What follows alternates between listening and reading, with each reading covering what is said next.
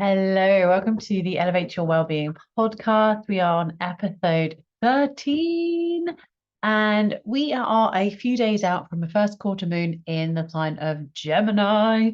The Gemini likes to chat. Last week's episode was short and sweet, just gave a little snippet of the topic I go into around my coaching and around my embodied vitality 6-week course. But the moon is moving towards Gemini, which is my sun sign, and I thought it was a nice, timely point in time to dive into a little bit more of my story. And I'm giggling because my dog is in full-on playful mode right now. So if you hear her in the background, that's live, that's what's happening. And as we've always, like I was talking about last week, it's about being present. I'm allowing myself to be present while she's going a bit crazy. So before I dive in, make sure you have some natural light on you. It doesn't matter what time of the day it is. Obviously, the sooner you get some natural light on you, the better. It's going to help with your sleep. And I will be doing a podcast on this. It's something else that we go into in embodied vitality. Make sure you have some water and you're sipping that throughout. It really does help you. And I will be diving into the myth of coffee waking you up. You can probably hear from my tone. It's something that that kind of bugs me because we're told it helps to wake you up. There's so many benefits to coffee, but does not wake you up. But before I go off on a tangent, completely onto a different topic of what I was going to talk about today, do make sure you have your journal ready because I do have a journal prompt for you at the end. And as you've probably gathered from the title, this is my snoozeaholic confession. Now, I've said in the intro that I'm a former snoozeaholic, and I think a fair amount of you relate to this. How many of you hit the snooze button and you're like, just 5 more minutes, 10 more minutes? But how long does that continue? How many times do you hit the snooze button? And there's a reason why I'm a snoozer or I'm a snoozeaholic. There's a big difference. Are you a snoozer or are you a snoozeaholic? And again, if you can hear squeaking, she found the squeaky toy. So there's a big difference. There's a big thing. I still use the snooze button, but I don't fall back to sleep. And I am very proactive in how I do my morning routine now. And I'm 2 years into my morning routine. 2 years. So don't worry if you feel like I'm a night owl. I don't do morning routines. I'm not going to be part of the 5 a.m. club. I still feel like I'm a night owl. I could still carry on staying up late. I don't necessarily feel tired when it comes to my bedtime. I don't wake up at 5 o'clock. Ironically, when I did my last talk on this, like the do I have to get up that early? Ironically, after I recorded this, the day after I woke up at 5:30, really naturally. And I felt like I could have stayed awake, but I was like, I've got a long day and it wasn't possible. But I just kind of found that really funny in myself that that's exactly what happened. But my alarm goes off at 6:45 right now, which feels good. I don't rush out of bed yet. It's only February. It's starting to get light around 7, but it's really starting to get nice and light around 8 a.m. So it's honoring that as well. And I think really honoring the cycles of the seasons with when you do get up. But what makes you a snoozeaholic? Well, you keep hitting the snooze button, and then you drop straight back to sleep. You're still in that deep sleep. You're not going to bed early enough to really utilize and get the most out of your sleep routine. And that was a big part of why I was a snoozeaholic, because I had no routine. I had no discipline. I was not focused on how I could utilize and make the most of my day. So I would stay up late, I'd be binge watching rubbish on telly, and there's nothing wrong with that. I still like a little bit of Netflix, but not for hours on end, not watching a whole freaking series in one night. I love the meme of let's watch a movie for 10 hours and like, are you crazy? And then it's like, let's watch an hour episode and then the whole series, like still 10 hours. So it's what we do, isn't it? It's because it's broken down into segments, which is why we know breaking things down into smaller chunks work, which is what I talk about when we create habits. But we get into this cycle, don't we? That we're like, we want to know what happens next. We want to know what happens next. We keep going. And even when I was younger, I used to do this when I would read a book. And if the book was so good, I can remember where the Harry Potter series came out and I'd literally binged the book. Now, that got to a point where I would stay up late and be reading the book. So I'd be doing a good habit as in reading, but it was still putting my sleep pattern, my cycle out of whack. So it wasn't helping. So I very much am naturally a night owl. And it took a lot to really kickstart me. And I think this is where the snoozeaholic comes in. There's something that really has to change. You're like, this can't keep happening. And I think if you've had any sort of disruptive patterns or any form of addiction, that it takes a lot for you to pull out of it. So one big thing I can look back and it filled me with dread and embarrassment, but I'm going to share it, is when I first started teaching yoga and I got a gig working a corporate job where I was basically contracted to go in and teach a lunchtime class. And I'm really lucky that I have quite a lot of them going on now. I still teach there, but I was in such a bad habit routine of staying up late, really not being productive. And then I would be so tired that when that alarm went off at 7 or 8 o'clock, I didn't want to get up and I would hit the snooze. I'd fall straight back to sleep. And then as soon as it went off again, I'd hit the snooze and hit the snooze. There's only so many times, isn't there, that the snooze button will go off and then it just stops. And I can remember waking up with less than an hour to get up, get dressed, have breakfast, and get to site to go and teach this lunchtime class that started at 12 o'clock. And I allowed myself to let that happen. And it was like, oh my God, I could have been late. I could have been, they could have decided you're not responsible enough, you're not coming in on time. And you'd think that was enough to help jog me out of it and nudge me out of it and get me into a better habit or routine. No. My other really bad one was about 4 years ago when we bought this house, and we bought it on the basis that my mum-in-law's not very well. We don't know how much longer we have with her, but we were then going to be the caregivers of my sister-in-law. And because of just how it worked with the routine and where they were going, it made sense when everyone was getting up in the morning that my partner would go with his mum and they would travel together to go to work. And then it was my responsibility to let my sister-in-law out when she got picked up for her carer day. And I would be like, I don't have to rush up. I've got nowhere to go until lunchtime, because I was working lunchtimes and then into the evening, because that didn't help with my routine. So I would kind of snooze in bed and wait till I heard the bus come to pick her up. And I didn't hear it one day, yet I heard her leaving and going out into the bus. And that really jolted me up out of bed. And what had happened was that a key had been left in the door on the inside, and she knew to turn the key. Now, I will just put in, she had she was disabled, she had learning disabilities, so there was a limited amount of what she could do. But yeah, the key had been left on the inside rather than taken out the door for whatever reason. Someone had left a key on the inside, so the key was already in the door. All that she had to do was turn it, and she decided that to be helpful, she'd unlock the door so the door was slightly open, so that when her driver came and picked her up, she could easily go. Now, the scary thing is there are 2 more doors before the front door where I was lying in bed with the dogs. And the dogs don't know any difference of having the door open, and they could have gone out. And my heart goes into my throat every time I remember this story, is that I could have lost my dogs. My dogs could have got out of the house and been run over. Anything tragic could have happened. Luckily, they weren't even aware the freaking door was open.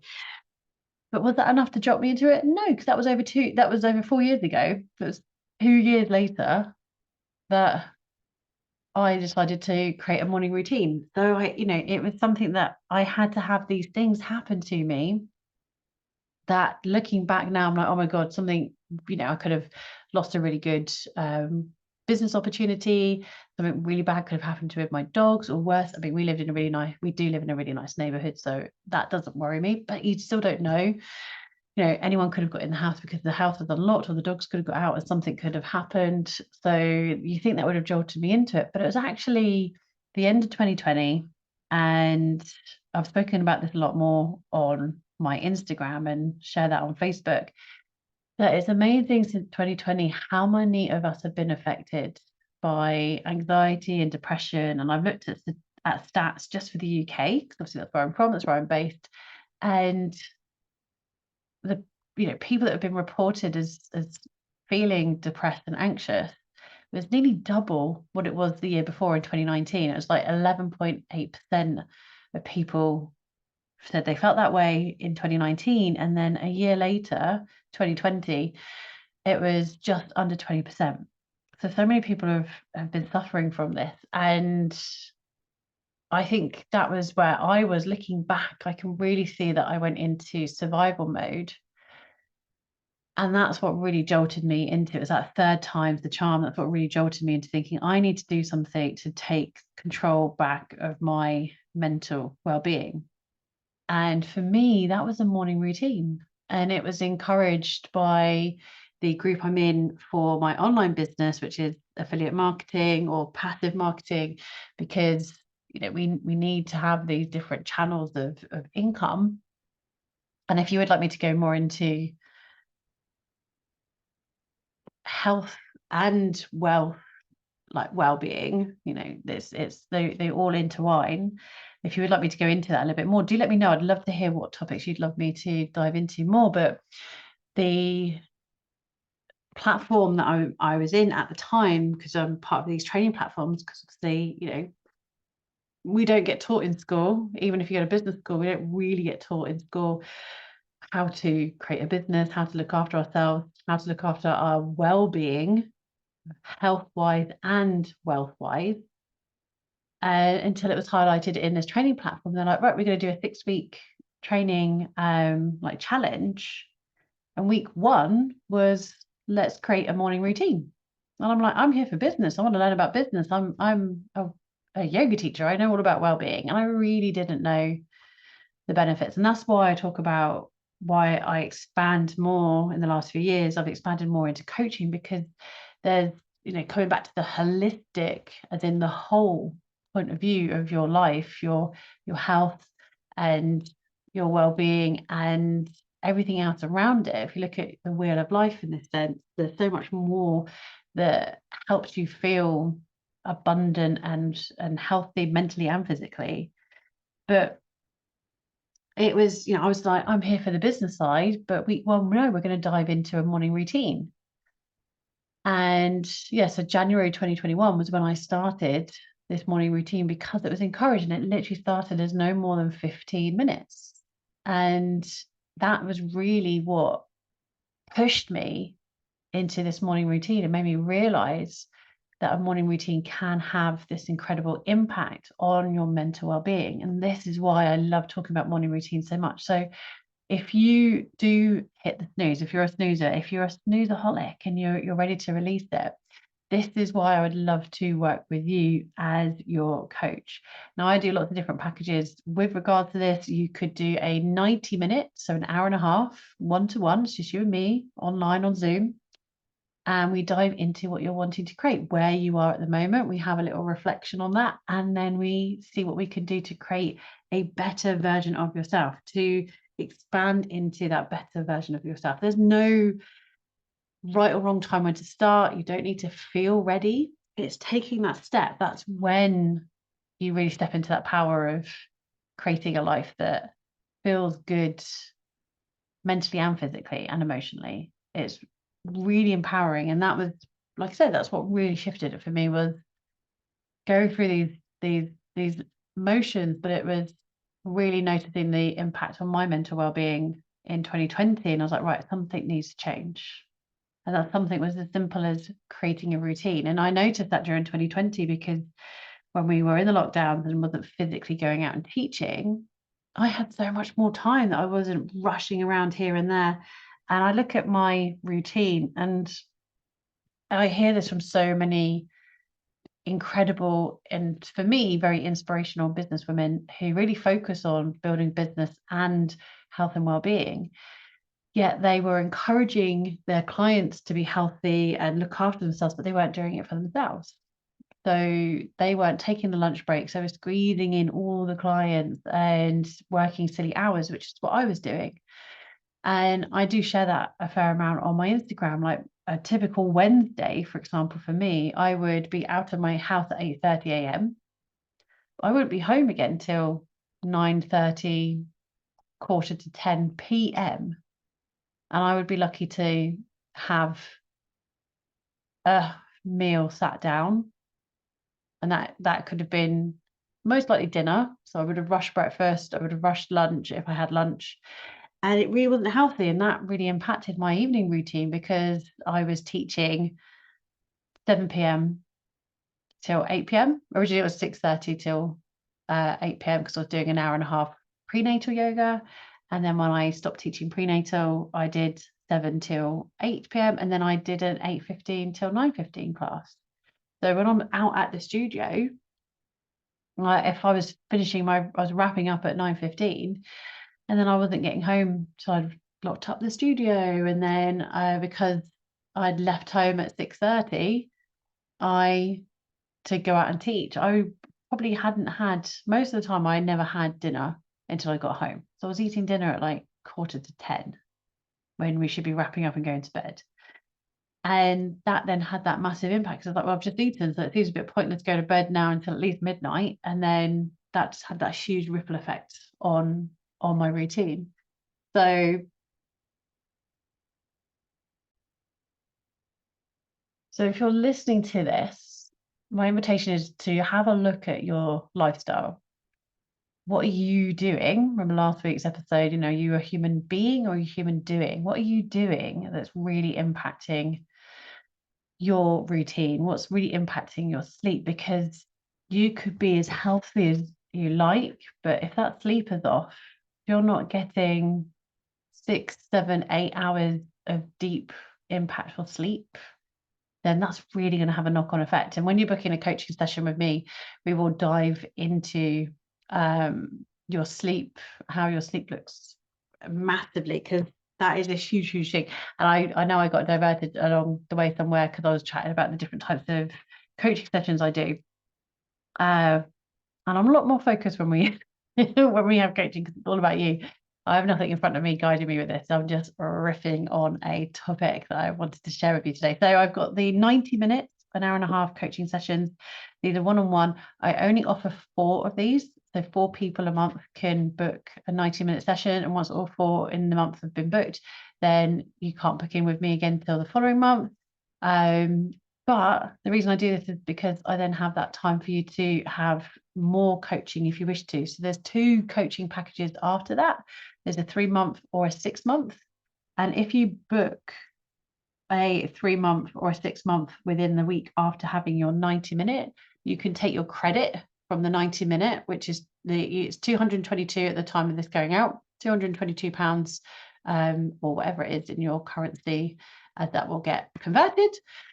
That gets put onto your 3-month or 6-month package. So you can use that as a deposit to book in. And then we meet every single week for 1 hour to really dive into how we can look at elevating your well-being, how we can look at your sleep, how we can look at your evening routines, your morning routines, what it is that you are doing throughout the day that could be impacting that routine and really having that effect on, are you a snoozer? Are you a snoozeaholic? Or do you have trouble sleeping because you're always wired? So this is a real deep subject. There's a real topic that's really, really does come from the heart with me, and why I do love to talk about morning routines. And as a night owl, or maybe a former night owl now, the morning routine starts in the evening. So I will be sharing a lot more about that as well. I go into that more in the Embodied Vitality course, as I've been saying that. It's a 6-week course. Our next round starts in March, so details will be coming up soon about that. I'm just going to be doing a very small launch in March, so I think it will be next week's episode that I will be posting some more about that. If you would like some more information beforehand, do comment on my Instagram or send me a DM, or use any of the details in the show notes below to get in touch with me, so you can be one of the first to find out when we start our next round. And before we go, let's dive into your journaling prompt for today. So I've shared a little bit more about my past, something I haven't really shared about before, but once I found out that term of snoozeaholic, it really resonated with me, because that's exactly what it was. So your prompt for today is, how can I honor my past and move forward? How can I honor my past and move forward? So thank you for joining me. I will be with you next week. If there are any topics you would love to hear more about, do get in touch. All my details are in the show notes. There are information in the show notes for how you can book a 90-minute one-to-one. And at the moment, you can only book 3 or 6 month sessions with me via your 90-minute. So that is your way into book. So come and join me for a 90-minute session. And if you would like to expand that, then I will give you the details at the end of our call.